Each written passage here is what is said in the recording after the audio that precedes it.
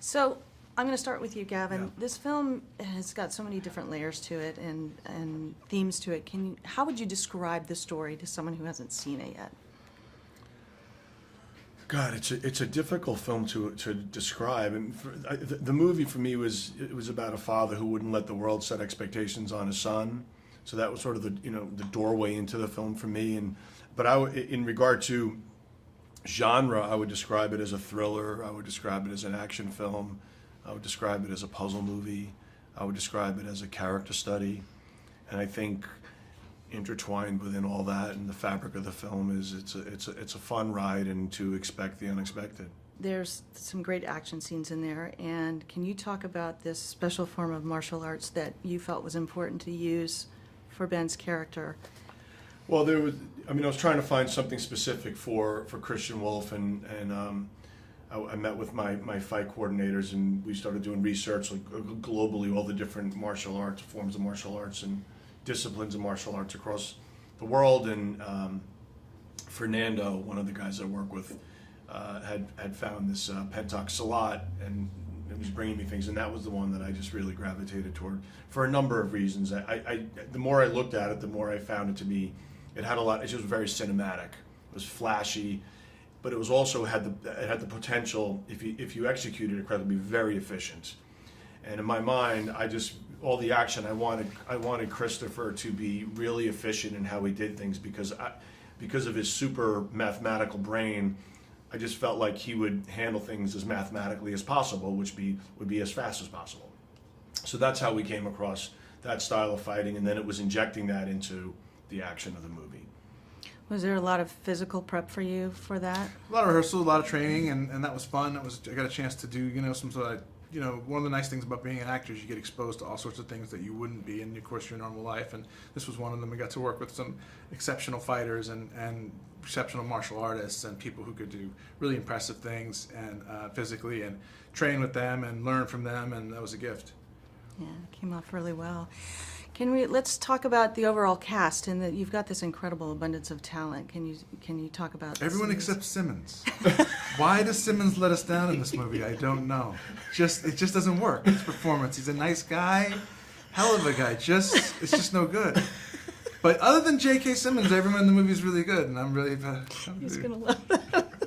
Do you have any comment on that? No, he's awesome. We had a great cast, an incredible, amazing cast of people, just the kind of actors that make you better. J.K. Simmons is no one better than him. Anna Kendrick was so remarkable in her role and so gifted and sharp and funny and quick. And John Lithgow's a legend. He's been around forever. He's done amazing, going back to The World According to Garp. So it was an honor for me to be working with these people. And Tambor. Which, Jeffrey, he makes his more. He's in maybe 5 minutes of the film, and it's like he just has a huge footprint in it. He's so good, and so he was actually so funny as a guy that it made it hard for me to keep a straight face. He was hysterical, hysterically funny guy.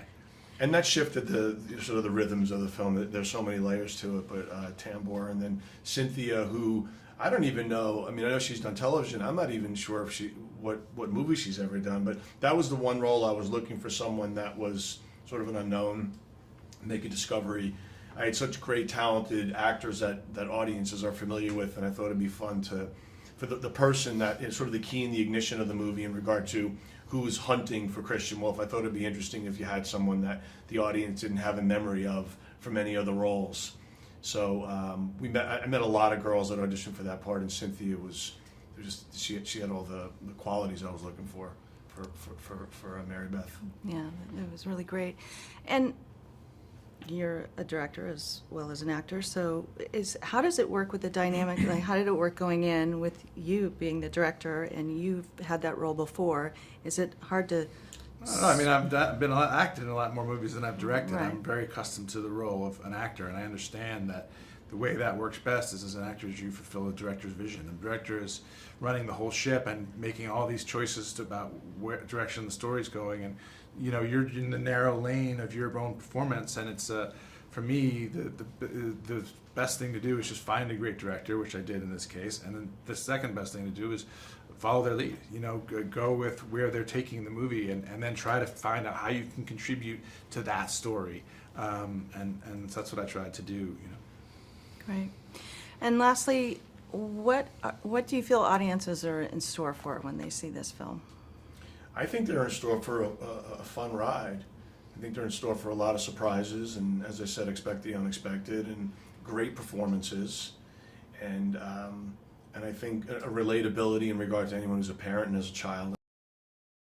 Independence Day Resurgence has been given a $200 million budget, $125 million more than Independence Day 1, which had a $75 million budget and had a box office result of more than $800 million, making it the highest grossing movie of 1996. Click here for more cool videos. Thanks for watching.